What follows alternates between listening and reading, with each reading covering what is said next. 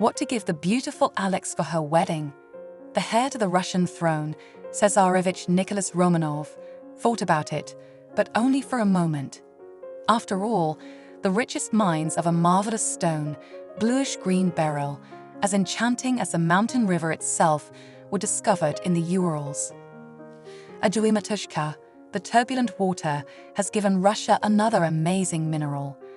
Therefore, sparkling aquamarine at the end of the 19th century became the most fashionable jewelry stone, the dream of all noble ladies.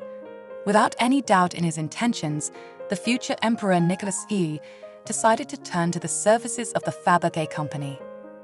Well, you and I, dear readers, will follow our hero into the workshops of a talented jeweler, and we will witness the birth of aquamarine parure.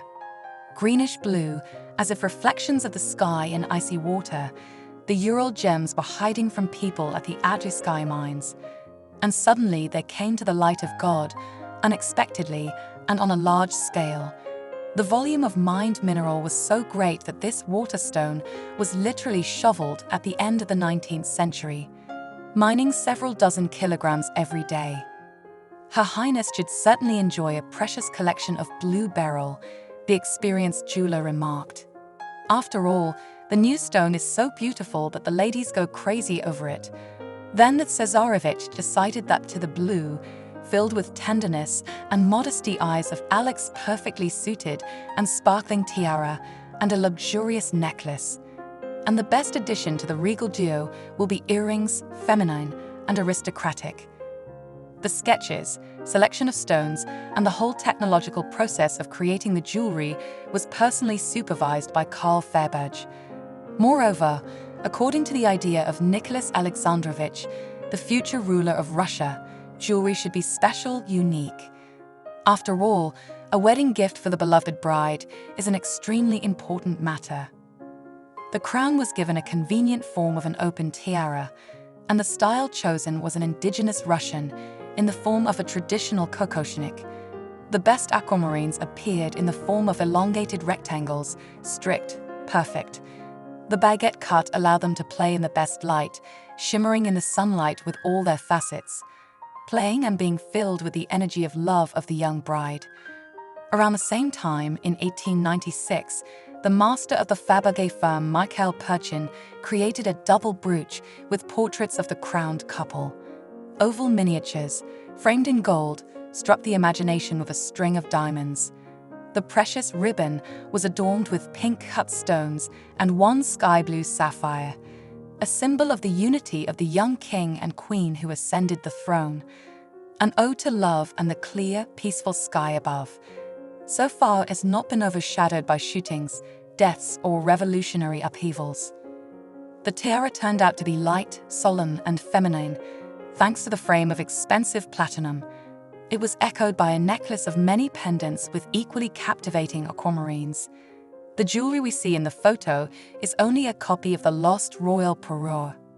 Transparent diamonds, like tears of the Ural River, emphasized the delicate longing of the divine aquamarines. The earrings echoed the pendants on the necklace, the same elongated stones of rectangular shape surrounded by the purest diamonds. Raised in puritanical austerity, Princess Victoria Alice of Hesse-Darmstadt had never seen such beauty. Nikki, as the girl affectionately called her lover, won her heart once and for all, and the jewelry masterpieces that fell at the feet of the Empress, and in general, drove her crazy. What luxury, elegance, divine Russian stones. It is worth noting that in the life of Tsarina Alexandra Fedorovna will be many more precious gifts. Thus, she will have a rather large ring with an aquamarine of seductive size, surrounded by a diamond placer. But Tsarina would certainly take her favorite ring out of the box if she decided to add an aquamarine parure to her toilette. It is a pity that there are no portraits or photos of the wife of Nicholas II wearing a tiara, necklace and earrings shining like river splashes. However, let us not confuse this set of jewelry, presented for the wedding, with another aquamarine parure of the Empress.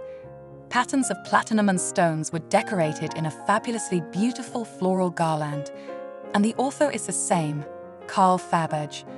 The second aquamarine collection of jewelry is well known to us from historical photographs, unlike the wedding presentation that was presented by the Tsarevich. But what was the fate of the iconic gift, which was carefully kept by Alexandra Feodorovna?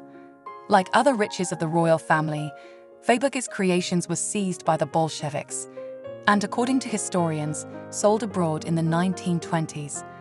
According to researchers, the aquamarine tiara was bought by Great Britain, and the Russian crown was added to the British treasury, where went the necklace and earrings, still unknown. Vanished into oblivion, like many creations of jewelry art of the Russian Empire.